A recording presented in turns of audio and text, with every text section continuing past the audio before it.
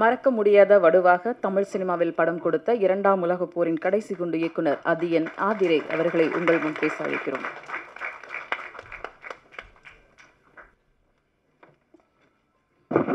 தோழர்கள் அனைவருக்கும் வணக்கம்.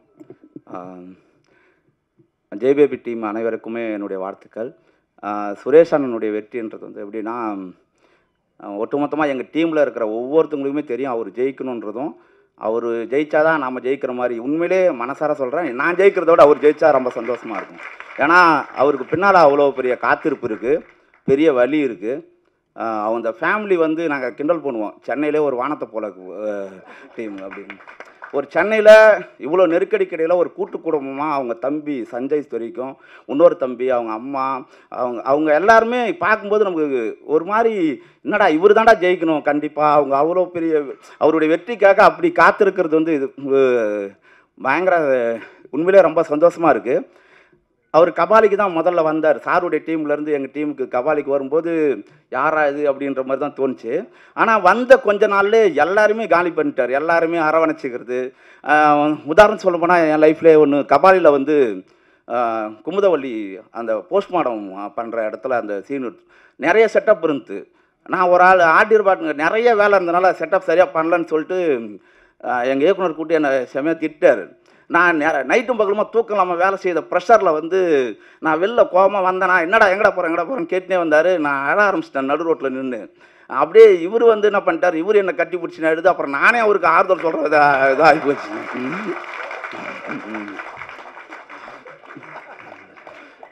அப்புறம் வந்து சென்னையில் பயங்கரமாக வெள்ளம் போயிட்டு இருந்து, கோவாவில் வந்து ஷூட்டிங், நான் மயம் கோபி மேலே வந்து கார் ஏற்றணும், அந்த ஷாட்டு இருந்துச்சு.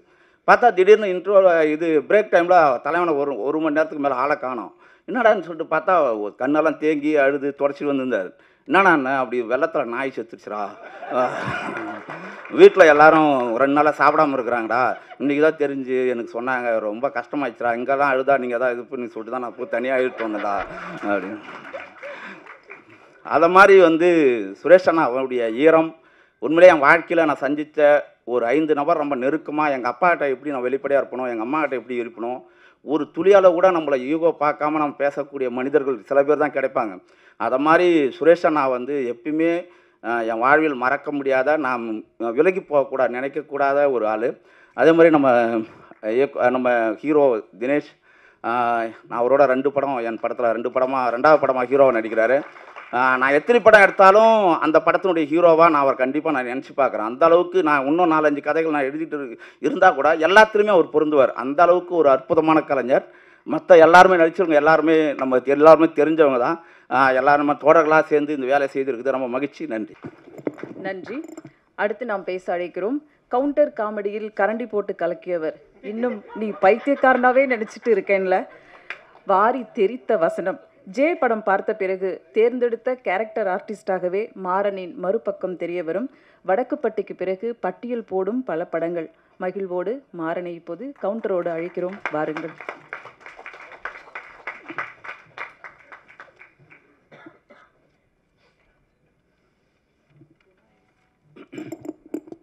எல்லாருக்கும் வணக்கம். உங்களுக்கு எல்லாருக்குமே ஒரு ஆச்சரியம் இருக்கும், எப்படா நீலம் ப்ரொடக்ஷனில் நான் அப்படின்னு. ஏன்னா நல்லா நடிக்க தெரிஞ்சவங்க, நல்ல படங்கள், அந்த மாதிரியான லிஸ்ட்டில் வந்து நம்ம எப்படி வந்தோன்னா நம்ம காமெடி அப்படின்னு தான் உங்கள் எல்லாருக்கும் தெரியும்.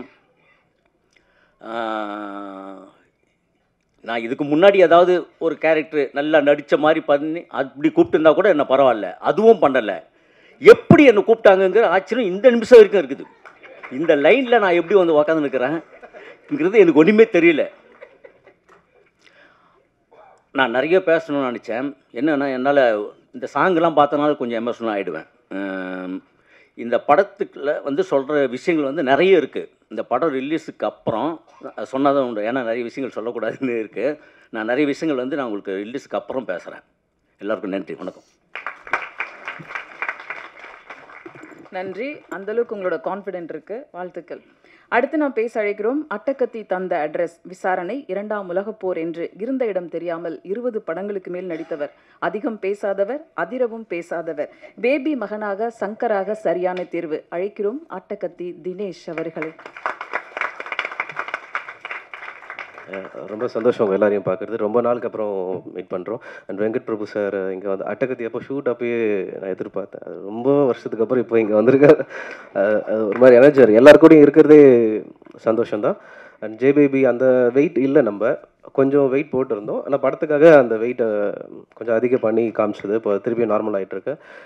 ஜே பேபி வந்து பர்சனலாக எனக்கு வந்து நான் எங்கள் அம்மா கிட்ட வந்து சின்ன வயசில் எப்பவுமே சண்டை போடுவோம்ல, அது பேச மாட்டோம். நான் அது மாதிரி பேசாமல் அவங்கள அம்மானு கூப்பிட்றது எனக்கு பிளாக் ஆகிடுச்சு. எனக்கு வாங்க போங்கன்னு ரொம்ப மரியாதையாக தான் பேசிகிட்டு இருப்பேன். இந்த படம் பண்ணிகிட்டு இருக்கும்போது ஒரு சீனில் அம்மாவை தேடும் போது ஒரு பெரிய ஃபேக்ட்ரி, அதில் ஃபுல்லாக ஷவுட் பண்ணி கூப்பிட்டுட்டே இருக்கணும், நல்லா சத்தம் போட்டு கூப்பிடணும். எனக்கு வந்து அதை கூப்பிடும் போது தான் ஒன்று ஓப்பனாக ஒரு பிளாக் கிளியரான மாதிரி இருக்குது. ஓகே, இந்த ஒரு சீனுக்காக தான் இந்த படம் எனக்கு அமைஞ்சிருக்கு போல இருக்குது அப்படின்ற மாதிரி எனக்கு ஃபீல் ஆச்சு. அப்புறம் ஆக்டிங்காக வந்து பார்த்தீங்கன்னா முதல்ல பண்ணும்போது பயங்கரமாக நடிக்கணும் அப்படின்ற ஒரு இன்ட்ரெஸ்ட்டில், அப்புறம் குக்கு விசாரணை நிறைய நல்லது நடந்திருக்கு.